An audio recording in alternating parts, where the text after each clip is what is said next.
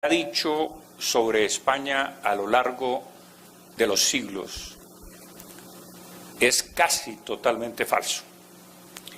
Y casi totalmente falso porque la verdad histórica, por lo menos la que yo les voy a presentar a ustedes, señala la maledicencia inclusive de las grandes potencias rivales de España para apoderarse del imperio, envenenar las mentes de los colonos de América y finalmente desembocar en la independencia. Es decir, España perdió la batalla de la propaganda. ¿Cómo fue posible conquistar tan inmensos territorios con tan pocos hombres?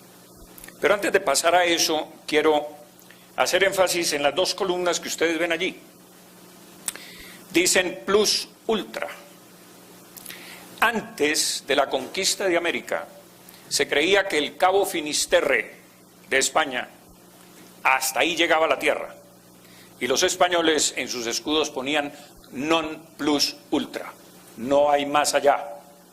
Este es el fin de la tierra. Cuando se descubre América, cambian sus símbolos con plus ultra, hay más allá.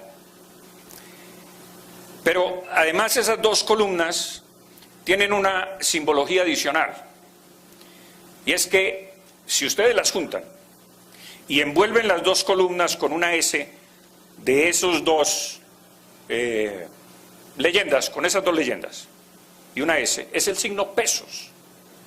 Pero es también el signo del dólar, porque el dólar, quiero que ustedes sepan, era una moneda española. Inglaterra tuvo como política siempre el equilibrio del poder, con independencia de quién tuviera la razón en algún conflicto. Inglaterra no se paraba en mientes sobre la moralidad de una acción, la moralidad de una guerra, la agresión que podía sufrir un país, sino que siempre miraba cómo se perturbaba el equilibrio del poder, porque se consideró siempre el poder equilibrante en Europa. Y cuando España se apodera del imperio portugués, el desequilibrio es total. Y entonces había que emprenderla de todas maneras contra España, militar, políticamente y por supuesto desde el punto de vista de la propaganda que dispersaron por el mundo entero holandeses, franceses, portugueses e ingleses. Cito a Bernardo López, un poeta español, un poema larguísimo, pero que extraigo esto: desde la cumbre bravía que el sol indio tornasola, hasta el África que inmola sus hijos en torpe guerra, no hay un puñado de tierra sin una tumba española. Y eso es perfectamente cierto. Por eso le llamaban el imperio donde no se ocultaba el sol. ¿Qué pasó? ¿Qué ocurrió para que se cimentara un especialísimo odio, resentimiento y rencor contra España si éramos tan afectos a esa raza, que es la nuestra? La leyenda negra, tejida por holandeses, franceses, italianos e ingleses. Y esa leyenda negra antiespañola tiene varios componentes: el componente político, el componente religioso, el componente judío, y veremos otros componentes.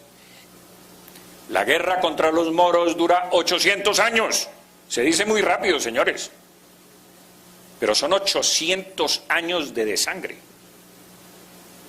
y 300 más en el resto de Europa. Son 1100 años de guerra.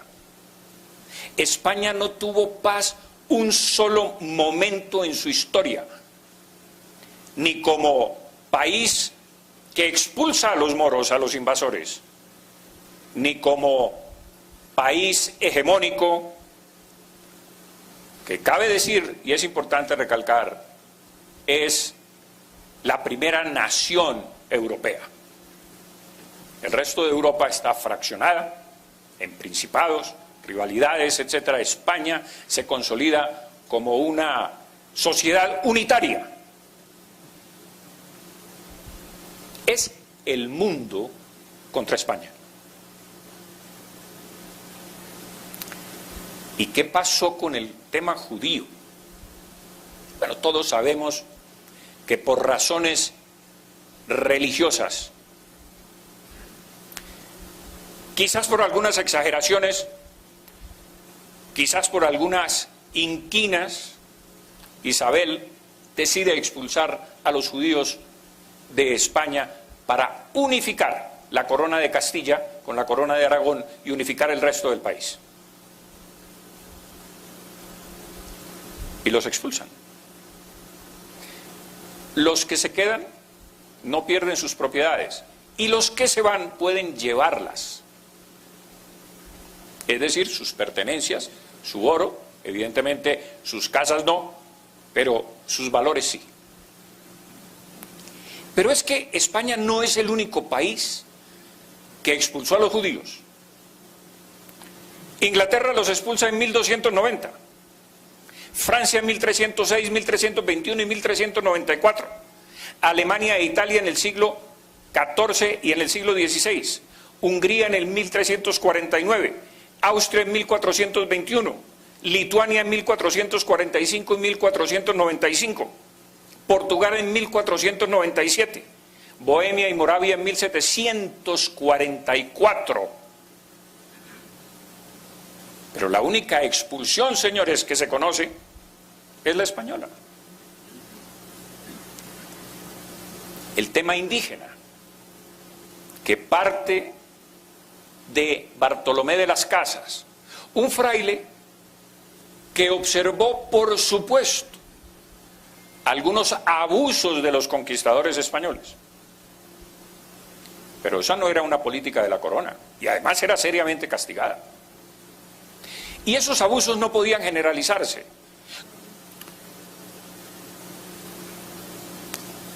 Y se propaga la especie de que los españoles mataron 20 millones de indígenas. En primer lugar, en América nunca hubo 20 millones de indígenas. Jamás, según los censos. Nunca.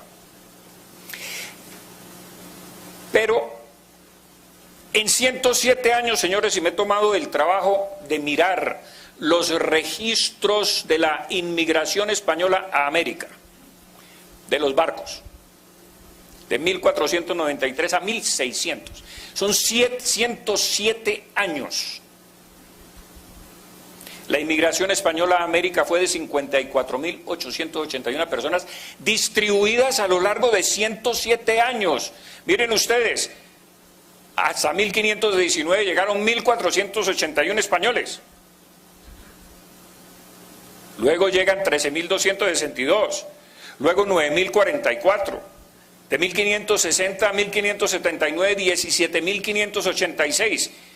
Y de 1580 a 1600, 9.508. ¿Ustedes sinceramente creen que 54.881 españoles distribuidos a lo largo de 107 años pudieron exterminar 20 millones de indígenas? O sea, en toda América, estamos hablando de distribuidos en todo el territorio americano de norte a sur, como lo pudieron observar, porque llegaron hasta Alaska, al oeste del río Mississippi, de lo que es hoy los Estados Unidos, hacia arriba, México, Centroamérica, hacia arriba y hasta Alaska. Llegaron, y por supuesto Suramérica, hasta la Argentina. Y la verdad científica, según los últimos estudios de Harvard, de médicos especializados en enfermedades, en paleontólogos, que han estudiado los huesos de los aztecas, han encontrado un virus que se llama el virus Cocolistli, que exterminó buena parte de los aztecas y buena parte de los españoles, que es, inclusive se dice que ese virus todavía puede producir una mortandad en América. El virus existe y les iba a mostrar a ustedes el video que tengo en mi poder sobre todo el hallazgo y las investigaciones de laboratorio y los huesos y los entierros y todo lo que se ha examinado. Y no cabe ninguna duda que los indígenas perecieron más por este virus que por la acción de los conquistadores, entre otras razones porque no se encuentran marcas en los huesos de haber perecido en batallas o haber sido maltratados de alguna manera. Y el Vaticano abrió en 1998 los archivos secretos de la Congregación para la Doctrina de la Fe, que era el antiguo Santo Oficio de la Inquisición, ordenada por Juan Pablo II. Y a eso me voy a remitir para darles a ustedes las estadísticas de la Inquisición. La Inquisición católica, señores, que es la española, en 250 años en toda América fueron ejecutadas 100 personas. En Cartagena de India solo fueron ejecutadas 5 personas en 3 siglos. Hay un palacio de la Inquisición en Cartagena llena de instrumentos de tortura. Y vayan ustedes y pregúntenle al curador, al director del museo, si esos instrumentos se usaron, y les va a decir que nunca se usaron esos instrumentos. En España fueron ejecutadas 46 personas de 125.000 procesos abiertos. Y la Inquisición protestante en Alemania sola ejecutó 10.000 personas en 10 años. En Europa 50.000 personas de 100.000 procesos abiertos. Pero resulta que la Inquisición, la mala, la perversa, la que torturaba, la de Torquemada, la de las hogueras de los autos de fe, es la española. ¿Y por qué no se habla de la Inquisición protestante? Claro, porque esto tiene mucho que ver con la propaganda, señores. Tiene que ver con esa propaganda infame de las potencias rivales a España que nos metieron el cuento de los horrores de los españoles. La Inquisición y el avance jurídico vale la pena porque muchos de ustedes son abogados. La justicia ordinaria era mucho más severa que la justicia de la Inquisición. Muchos reos se hacían pasar por herejes, maldecían la Iglesia Católica o maldecían a Dios o alguna cosa de esas, para que los juzgara la Inquisición y se los quitara a la justicia civil. La Inquisición católica permitía al reo reparar y arrepentirse de sus faltas. El Santo Oficio podía conmutar la pena a muerte por penas canónicas. Abolió los azotes para las mujeres y los prófugos de las cárceles. Suprimió la argolla para las mujeres. Modificó las galeras perpetuas por 5 años. La justicia civil condenaba a galeras perpetuas. Abolió el tormento antes que los tribunales civiles. La tortura nunca fue inventada por la Inquisición, sino por los tribunales civiles. Prohibió la tortura para las mujeres que estaban criando, por supuesto las mujeres embarazadas, los ancianos y los herejes menores. Perdonaba las penas a causa de la edad, de la ignorancia, de la embriaguez y de la pobreza, fíjense ustedes. Y algo bien importante, los indígenas, por más idólatras que fueran, nunca fueron juzgados por la Inquisición.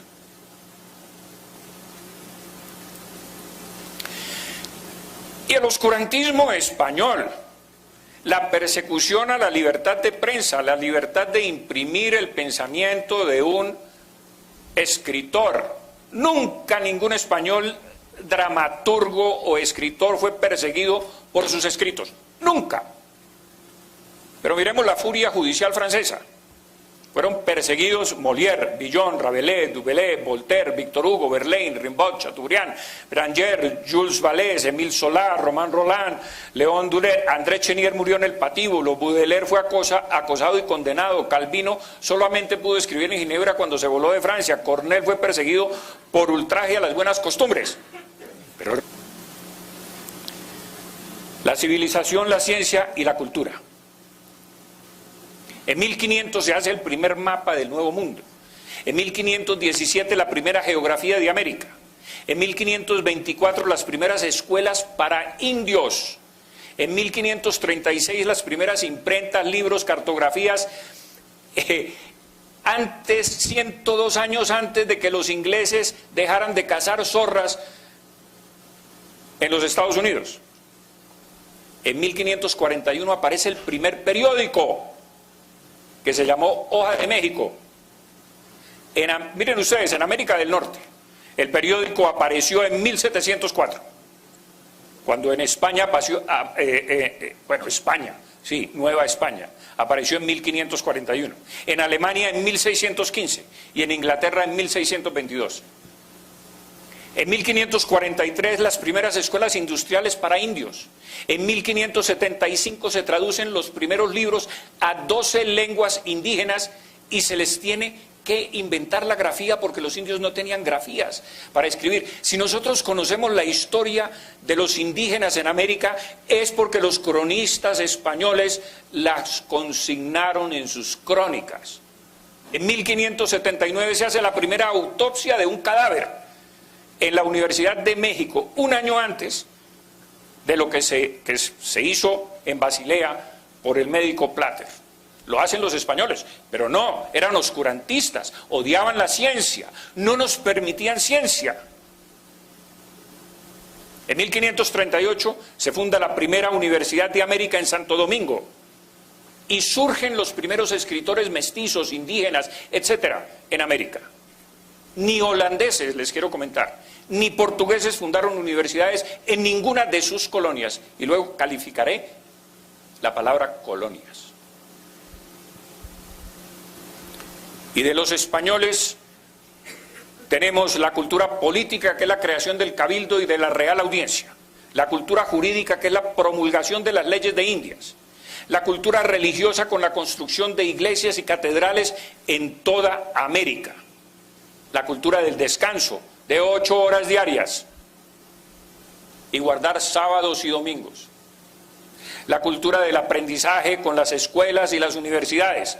La cultura de la caridad y solidaridad cristiana para escuelas de niños huérfanos fundadas en 1556. La cultura misionera con las cátedras de filosofía, teología superior. La cultura científica de la primera universidad fundada en Santa Fe, aquí de nosotros, que es posterior a la de Santo Domingo en 1580 y la del Rosario en 1653. Y vacunaron a toda América. Les quiero comentar. Entró por Cartagena y de aquí se expandió al resto del continente la vacuna. Ah, no, pero es que los españoles eran oscurantistas y no permitían la ciencia ni la cultura. La trajo, entre otras cosas, del virrey Amari Borbón. Derecho de gentes. El codicilo de Isabel la Católica antes de morir es un poco más largo que esto, pero la parte esencial está aquí. Suplico al rey mi señor, muy afectuosamente, y encargo y mando a la princesa hija y al príncipe su marido, está hablando de Juana la Loca y de Felipe el Hermoso, que no consientan ni den lugar a que los indios, vecinos y moradores de las dichas Indias, reciban agravio alguno en sus personas y bienes, sino que manden que sean bien y justamente tratados. Es aquí donde nacen los derechos humanos hispánicos, que nos alzan por encima de todas las naciones. No crean que esto es de las Naciones Unidas. Esto nació con Isabel la Católica y con las leyes de Indias. El respeto, por lo menos formal, no quiere decir que no hubiera abusos. Por supuesto que los había, pero abusos individuales. Esto no era política de la corona española.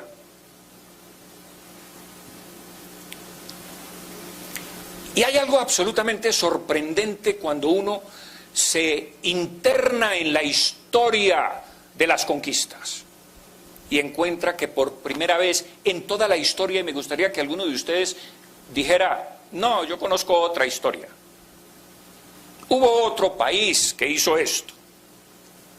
La conquista de América se detiene 6 años, de 1550 a 1556, por orden del emperador Carlos I, para discutir si era lícito que los españoles conquistaran América. Es la primera vez que una potencia se allana a observar el derecho moral. Se detiene la conquista, ¿por qué? Se detiene por la gran controversia que surge entre Bartolomé de las Casas, que se enfrenta con Ginés de Sepúlveda para discutir este tema, y por eso se para la conquista, se detiene la conquista. La zanja Francisco de Vitoria, padre del derecho internacional, señores. Derecho internacional no se ha inventado ahora, con las Naciones Unidas y con la Corte de la Haya. Francisco de Vitoria sostiene que el orden natural se basa en la libre circulación de las personas. El mar es libre. Los indios tienen los mismos derechos que los demás hombres. Y convertirlos a la fe es un derecho tanto de españoles como de indios, por igualdad de derechos. Nunca antes un pueblo se había preguntado dónde acababan los derechos propios y dónde empezaban los derechos de los demás. Nunca antes el poder se había sometido a la filosofía moral. Nunca antes los territorios conquistados se habían incorporado de pleno derecho al poder conquistador. Es decir, en América no hubo colonias en el sentido francés, holandés o inglés. En América hubo territorios de pleno derecho, que eran las capitanías generales y los virreinatos, como el virreinato de la Nueva Granada, el virreinato del Perú, el virreinato de la Nueva España y el virreinato del Mar del Plata, que era Argentina. Porque resulta que colonia, que viene del latín colonia, y colonus significa poblador, y los españoles tenían perfecta conciencia de que estos eran pobladores. Y si alguna vez se le llamó colonia a estos territorios, se les llamó en las Cortes de Cádiz en 1812, con alguien que quiso denostar de la conquista española de América. Y por primera vez se le llamó colonias. Entre otras cosas, les quiero comentar a ustedes que en Cuba, en Honduras, en Guatemala y en México, colonias se le llama a los barrios. Ustedes van a La Habana, resulta que el barrio Miramar no se llama barrio Miramar, se dice colonia Miramar. Y en España, en muchas ciudades, a los barrios se les llama colonias. Entonces lo que no se puede es, o hay que tener, mejor dicho, cuidado para saber qué era colonia para los españoles y qué era colonia para los británicos, franceses y holandeses. Para ellos eran factorías. ¿Y cómo demuestro yo eso? ¿Colonias americanas o provincias? Miren, señores, Camilo Torres lo dice: considerando vuestra majestad que los vastos y preciosos dominios de América no son colonias o factorías, como las de otras naciones, sino una parte esencial e integrante de la monarquía española. Tan españoles somos, dice él en su memorial de agravios, como los descendientes de don Pelayo, y tan acreedores por esta razón a las distinciones, privilegios y prerrogativas del resto de la nación española, como los que salidos de las montañas expelieron a los moros. Miremos el esclavismo. España nunca fue una nación esclavista. A España le impusieron la esclavitud los diferentes tratados, entre ellos el de Utrecht. para reconocer la legitimidad de Felipe V después de la guerra de sucesión española de 1700 a 1713, señores. Las potencias se aliaron contra España para aniquilarla. Y España salió triunfante de una guerra de 13 años, que entre otras cosas ahí se distinguió el gran marino Blas de Leso, cuyo libro usted lo tiene aquí. Cuando estaba muy joven auxilió a Barcelona y todo, y en la guerra, en esta guerra terrible, porque los británicos no querían un Borbón en el trono español, porque otro Borbón estaba en el trono francés y había un pacto de familia y se desequilibraba el poder. Y entonces recurrieron a la guerra para imponer a una Austria en España, para sacar al Borbón, que era nieto de Luis XIV, el Rey Sol. Felipe V, duque de Anjou. Y entonces, por el Tratado de Utrecht, para que hubiera paz en Europa, España accede a traer negros a América. Impuestos, 144.000 los traen a razón de 4.800 al año en los barcos ingleses, que por eso surge la guerra de la Oreja de Jenkins y la invasión de los ingleses y el ataque a Cartagena de Indias en 1741. Miremos la esclavitud. Francia, en las Antillas, el 77% de la población era esclava. Gran Bretaña, el 84% de la población era esclava. Jamaica, el 85%. En Estados Unidos, el 70%. Miremos España, el 11% en las Antillas, comparado con el 77% y el 85%. En Cuba, el 29%, que era donde más esclavitud había.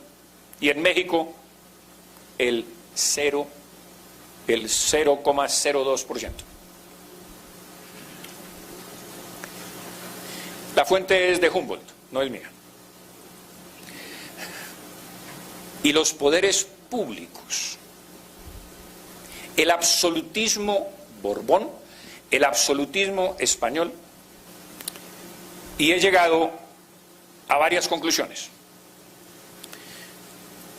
Los poderes públicos estaban divididos en la Real Audiencia, que era el poder ejecutivo,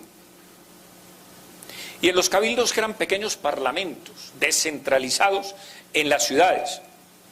Cada ciudad con sus territorios de influencia judicial, política, estaban descentralizados y tenían sus propias ordenanzas, sus propias leyes, como hoy los Estados Unidos en los distintos estados. Tenía funciones judiciales el cabildo. Había alcalde de primer voto y alcalde de segundo voto, que eran los que dictaban sentencia. Por supuesto, las sentencias eran colegiadas con el resto de cabildantes. Y la Real Audiencia era el poder ejecutivo, que tenía también funciones judiciales, porque era la segunda instancia, pero que en realidad tenía dos instancias. Era el poder equilibrante entre el cabildo, que era el parlamento, y el poder ejecutivo. Pero miremos Inglaterra, porque tenemos una visión distorsionada de lo que significó Inglaterra. Ah, la libérrima Inglaterra, es que allá sí hay libertades y son demócratas. El 1% de la población en Inglaterra podía votar porque se les requería una renta de entre 300 y 600 libras para poder votar. Y en Francia, después de 600.000 guillotinados por la Revolución Francesa, solo puede votar el 0,0025% de la población. ¿Quién podía votar aquí en las alcaldías? La votación era por cooptación, por supuesto, no había sufragio universal como hoy lo tenemos. Y el orden de las sentencias para los abogados seguía este orden estricto. Primero la ley, segundo la doctrina, tercero las costumbres, es decir, fueros. Y cuarto, la creación jurídica ejemplar, que era una especie de unificación de sentencias. El Cabildo era la primera instancia, la audiencia la segunda instancia, el Consejo de Indias la tercera instancia y la cuarta instancia era el rey. Porque usted le podía suplicar al rey, mire, todos estos piscos me están atropellando, sálveme majestad, mire, este es mi alegato. Y a veces lo hacía. Por ejemplo, con María Antonia, hermana de Simón Bolívar, le escribe una carta sentidísima a Fernando VII, pidiéndole que las autoridades y todo el pleito que ella tenía por sus propiedades en Caracas, se las habían confiscado por ser hermana de Bolívar. Y le pide al rey. Y el rey efectivamente ordena el desembargo de sus propiedades, porque ella no tenía nada que ver con la guerra de independencia. Y es más, les cuento otro detalle, le asigna una pensión de 1.000 pesos anuales porque se estaba muriendo de hambre en La Habana.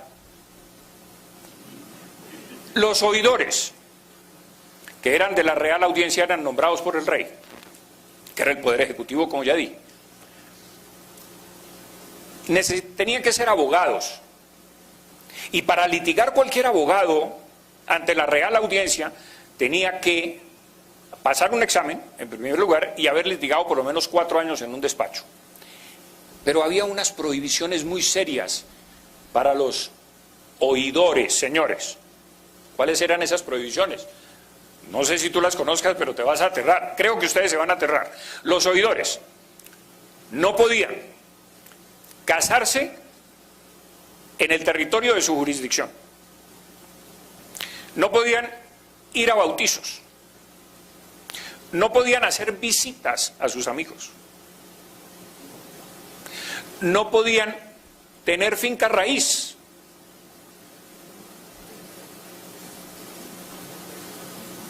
Para que no se fueran a contaminar de pronto por familiaridad, por matrimonio, por amistades, por esto. Estaba absolutamente prohibido. Y miremos la discriminación política, porque es muy importante. El doctor López habló de eso en su intervención, magnífica intervención, pero vale la pena ver si realmente los criollos estamos tan discriminados. El memorial de agravios, es que no nos dan los cargos. En Cuba, 48 condes, 51 marqueses, un duque y 4 otros títulos nobiliarios. En México, 48 condes, 52 marqueses, 2 duques y 0 otros. Perú, 52 condes, 65 marqueses. En América, 401 títulos. Miremos la riqueza. Sistema laboral indígena. Los españoles decían, los indígenas solo pueden prestar el 20% de la mano de obra a las haciendas de los españoles, para mantener ¿qué? Elevado la mano de obra, el costo de la mano de obra, lo que se le pagaba a los indígenas, porque había escasez de mano de obra y por supuesto los precios de la mano de obra para los indígenas era muy alto. Les quiero comentar lo siguiente, ese sistema, el primer decreto de la República, emanado de la mano de Miguel de Pombo, les quita este privilegio. Sacan las tierras de los indígenas a remate porque ya eran iguales al resto de los habitantes, ya eran, la República había alcanzado la igualdad, ya no podían tener privilegios, ni tierras, ni resguardos, esos eran privilegios. Ya tenían que ser como nosotros, y sus tierras salieron a remate y por supuesto fueron rematadas y compradas por las oligarquías locales. Primer decreto de la República. Los impuestos que había, muy altos, es que eran exagerados, ¡qué horror! La alcabala era entre el 2 y el 6% en América. Hoy tenemos el 16% de IVA, ¿no? El quinto real, que era el 20% de los metales preciosos, no de otras cosas. Se encontraban metales preciosos de las minas, 20% iba para la corona española y el 80% se quedaba en América. Los estancos, por supuesto que era papel sellado y otras cosas pues de los abogados. El diezmo eclesiástico, que era la contribución que hacían las haciendas, no las ciudades, pero las haciendas de los españoles contribuían con un 10% de su producido a la iglesia para la evangelización y la restauración y construcción de templos. Que eso es de lo que se aprovecha, entre otras cosas, Nariño con los 92.000 pesos, porque él era tesorero de diezmos. Esto es bien importante porque por primera vez se impone para sostener la guerra de 1781 contra los ingleses en los Estados Unidos, en la independencia de los Estados Unidos. Es España, señores, la que derrota a los ingleses en 7 batallas, cuando George Washington había perdido 6 batallas y el Congreso de los Estados Unidos lo iba a destituir por mal general. Bernardo de Galvez le gana a los ingleses en 7 batallas, le conquista Pensacola, les abre un segundo frente en la Florida, reconquista la Florida para España, y Inglaterra se rinde ante George Washington con la sangre y el dinero español, porque Cuba aportó 1.500.000 pesos para sostener la armada francesa que bloqueara la ciudad o el puerto de Yorktown, donde se rinden los ingleses. Es España la que le da la independencia a los Estados Unidos. Por supuesto, vino la venganza de los ingleses ayudando a Bolívar y a los insurrectos de América para desquitarse de esa acción de los españoles. Los territorios deficitarios, señores, eran Chile, el norte de Nueva España, todos esos desiertos del norte de México, y la Florida. Recibían situados fiscales de Cuba, de la Nueva Granada. Nosotros sosteníamos a Chile, Río de la Plata y Nueva España, porque resulta que los españoles tenían el mismo situado fiscal que hoy tenemos nosotros. Bogotá recoge todos los impuestos de todo el territorio colombiano y luego los reparte a las poblaciones más pobres, las reparte. Era el mismo sistema que había en España en estos territorios. ¿Qué dicen los ingleses de América? Es que es muy importante. En 1802 dicen, por supuesto, antes de la insurrección, la riqueza real, sólida, sustancial, productiva de la América española está sobre el haz de la tierra, que es donde los británicos la cosecharán. Miren ustedes cómo se manifiesta en el Morning Post de Londres la ambición de los ingleses por quedarse con estos territorios. Y mira lo que dicen: México es la ciudad más rica y espléndida del mundo. Pero claro, es que México tenía alcantarillado cuando Londres no lo tenía.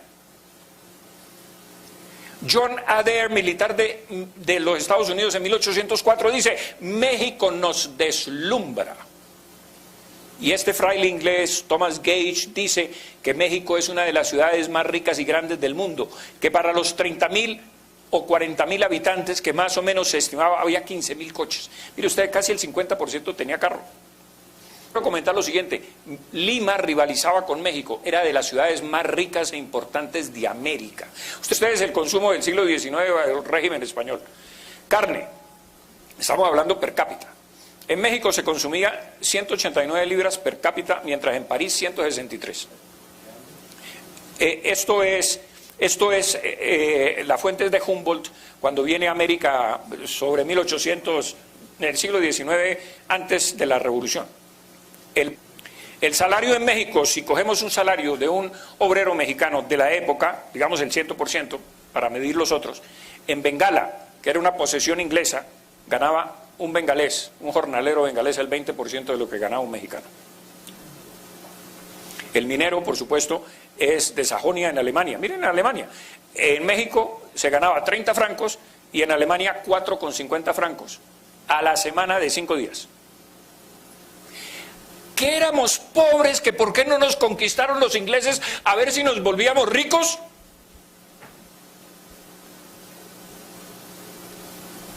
No, no éramos pobres. Y la prueba, entre otras cosas, de que no éramos pobres es que los ingleses asaltaban todas las costas nuestras en busca de riqueza y asaltaron a Cartagena varias veces. Los piratas. Y los piratas venían a buscar pobreza y a llevarse unos cuantos cacharros de Cartagena. No.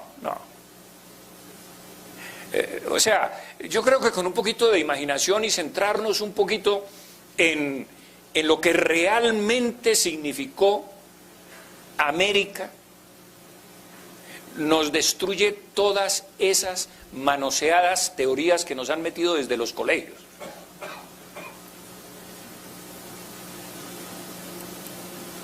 Medición del poder de compra de un jornalero mexicano, 1800.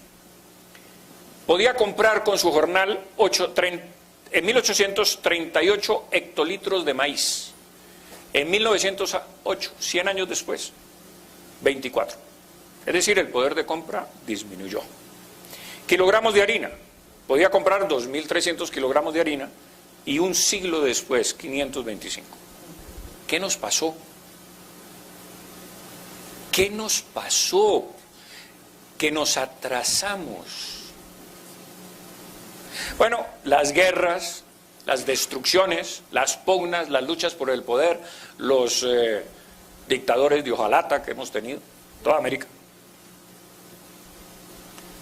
la rapiña, el desastre, la corrupción, la inseguridad jurídica, el populismo. Ahora estamos en el socialismo del siglo XXI y estamos rodeados de por ahí de malos vecinos. La involución de la frontera geográfica. Miren ustedes lo que pasa en América en comparación con lo que pasa en los Estados Unidos. Los gringos amplían la frontera geográfica y se extienden sobre todas las tierras mexicanas, que eran tierras españolas, y las ocupan por la debilidad de México y las pugnas y todo lo que pasaba en México después de que sacaron a los españoles de allá, y las ocupan. Ellos amplían la frontera geográfica y económica, mientras América se fracciona e involuciona y se rivalizan unas regiones con otras y ponen aduanas y dictadores y guerras y problemas, amén de que las guerras de independencia, es que ni siquiera quiero hablar de eso porque eso es materia de otra conferencia que ojalá con el favor de ustedes pueda dictar algún día. Venezuela quedó, por ejemplo, destruida, absolutamente arrasada quedó Venezuela. Los empresarios huyeron, se tiraban al mar, hacían lo que fuera, sacando lo poco que tenían y huyendo del horror de Venezuela. Del horror.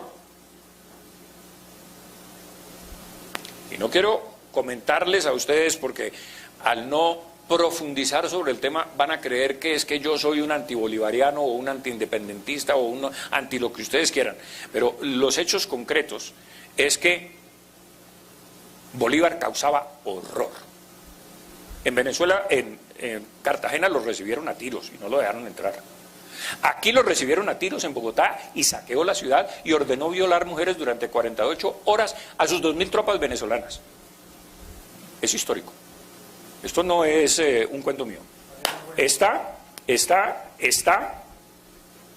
las cartas de él y las cartas de Fernández Madrid que le reclama ese hecho. El horror, la destrucción de la riqueza es lo que ocurre. Él mismo lo reconoce. Hemos destruido absolutamente todo, dice él. Y les voy a citar a ustedes, por último, la frase, quiero cerrar esta conferencia con la frase suya. Conciudadanos, me ruborizo al decirlo. La independencia es el único bien que hemos adquirido a costa de todos los demás.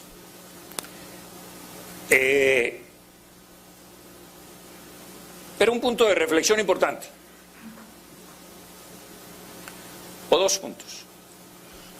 Si quizás hubiéramos seguido unidos como una gran confederación hispanoamericana con España, tendríamos un peso específico mundial, político y económico muy superior al de los Estados Unidos. Entre otras cosas porque éramos más ricos que las colonias británicas. Pero fíjense ustedes lo que ocurre. Hoy, cuando hay cualquier problema internacional, todos los sajones se unen en esa confederación que tiene implícita, tal.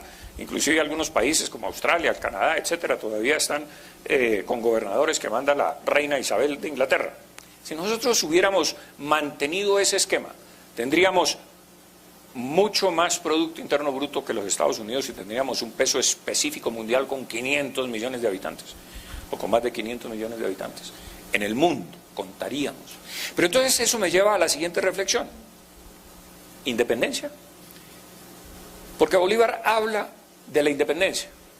Pero es que cuando uno se empobrece, cuando uno llega a la miseria en que nosotros llegamos en 1900, cuando entramos en el siglo XX absolutamente empobrecidos,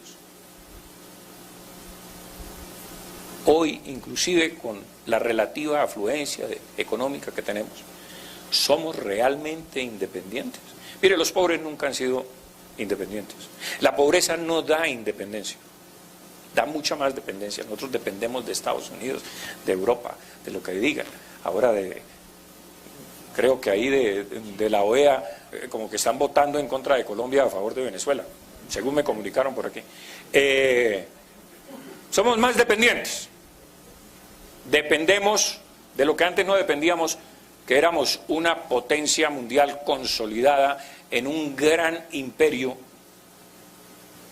hispánico, con un gran ascendiente político, económico y militar en el mundo. Con eso, dejarles ese punto de reflexión. Mil gracias, Pablo. Felicitaciones al doctor Pablo.